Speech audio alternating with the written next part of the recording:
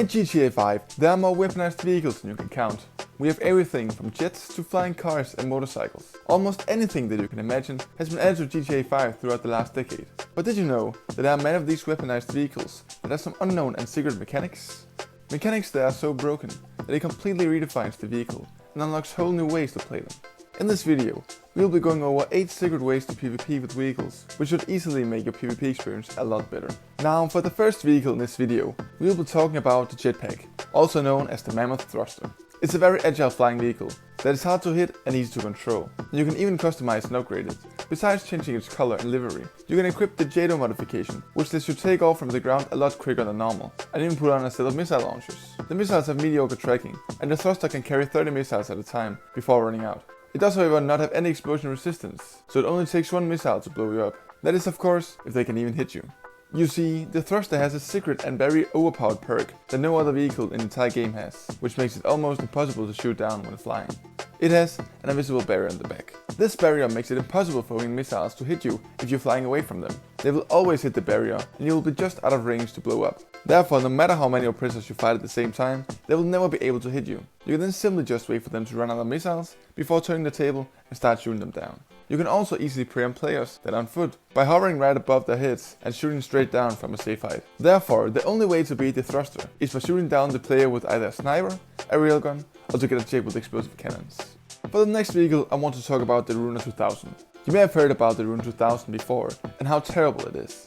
Now, the standard Ruiner 2000 by itself is a very disappointing vehicle. Although it can jump and glide, it only carries 8 missiles and it has no lock-on jammer or any armor protection at all. However, by simply just starting up the CO mission called Fully Loaded, you'll be provided with one of the most overpowered vehicles in the entire game for a duration of 20 minutes. This mission variant of the Ruiner has unlimited rockets, a lock-on jammer, and explosion resistance, taking 27 homing missiles or 9 RPGs to destroy it. During this mission, the cops will also turn a blind eye to all your actions, and blowing up player vehicles will also cost you nothing. Now, although you're almost invincible against missiles, you should still look out for tanks, being able to take you down with just a few shots, or players that are on foot that can easily shoot you through the windows. Besides that, its only downside is that it requires you to start up the mission, which has a cooldown of 1 hour.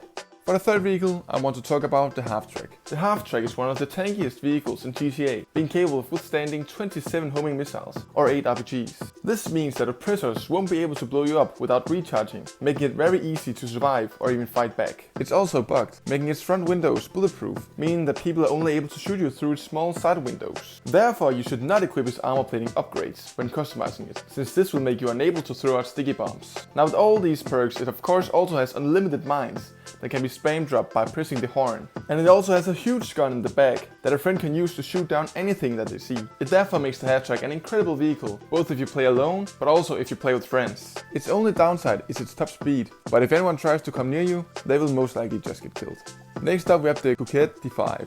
This is a newer vehicle, and it's simply just a car with no weapon upgrades on it. It does however have the missile lock-on jammer available, and it's all in all a both decent looking and performing car. What makes this car special compared to all the other cars with missile lock-on jammer is that it's bugged. A bug making it completely bulletproof, just like the armored Kuruma, but way stronger, with better handling, higher top speed, a lock-on jammer, and still being able to throw out sticky bombs and other explosives out the window. This makes it a very powerful vehicle, and with all the Garmo glitches for vehicles that keeps appearing, it has definitely become one of the most annoying vehicles in free mode. But besides the Garmo griefing, it's a very comfortable car to drive around in free mode, and it excels in missions and other activities. Next up we have a plane, the Western Sea Breeze. It's a fast and agile plane that is equipped with front-mounted machine guns and a bomb bay that can be outfitted with different bomb types. It also has access to countermeasures, and it has a decent amount of armor, capable of withstanding 3 missiles or 2 to 3 RPGs before being destroyed. What's special about the Sea Breeze is its ability to land and take off from water. The plane is of course not invincible against water, meaning that if you crash into the ocean upside down, the plane will be destroyed. What makes this interaction so special compared to other vehicles being destroyed by water is the fact that the Sea Breeze has now become bugged. You see, when the Sea Breeze dives to water, it for some reason becomes invulnerable to damage. That means no matter how long a jet is going to fire explosive rounds at your plane, you will never be killed as long as you stay inside it. You are however unable to use the plane in any way or form, but it's kinda funny, so do this trick as you want. For our 6th vehicle, I want to talk about the golden child of GTA, the Oppressor Mk II. As if the Oppressor wasn't overpowered enough already. There's a way to make this vehicle even stronger and almost unstoppable. We all know that the Oppressor Mk II is unable to move straight down or up, but it is actually possible, though not easy to pull off. If you start to climb a building with the Oppressor, then you will see that it will start to point up vertically, until it flips upside down. The bike will however fight against you and try to re-enter its normal horizontal state. If you do manage to keep the bike upside down, you'll find out that you are able to fly both horizontal and vertical very fast. This also gives you the opportunity to shoot missiles straight down at people, instead of having to be within shooting range of your targets. This method is very overpowered, but it is not that easy to do. It takes a lot of time and skill to master this technique, so that's probably why the average griefer never uses it. Next up is a very simple one. This trick allows you to shoot all your weapons from a driving car instead of being limited to only SMGs and pistols. For this trick you'll need a friend and some kind of car that you can stand up top of without falling. I would personally recommend the Guardian, since it has decent speed and traction and your friend will not fall off due to light poles when standing in the back of the car. All you then have to do is drive around the car while your friend shoots like crazy from the back. This can be done with your entire weapon wheel, and it pretty much turns the Guardian into a weaponized truck that can shoot both explosives and bullets. The Guardian does however not have any explosive or bullet resistance, so be careful when fighting this car. It is however very fun to do, and players will most likely not see this kind of firepower coming, since there's no special icon on the map for this truck. Now for our 8th and final vehicle, we have the anti-aircraft trailer.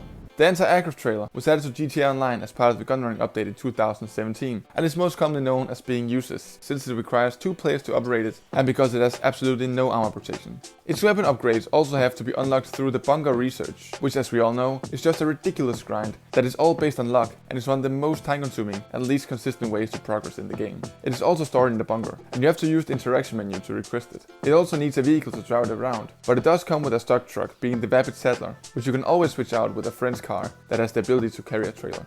The anti-aircraft trailer, as the name calls it, was supposed to be, well, an anti-aircraft weapon, but since its missiles were easy to dodge and its cannons had very limited range, it was quickly deemed as useless against aircrafts. Especially when it took only one explosive to blow it up and you had limited mobility to dodge the incoming missiles. There is however one method to semi-counter its non-existent explosive resistance, by going into passive mode.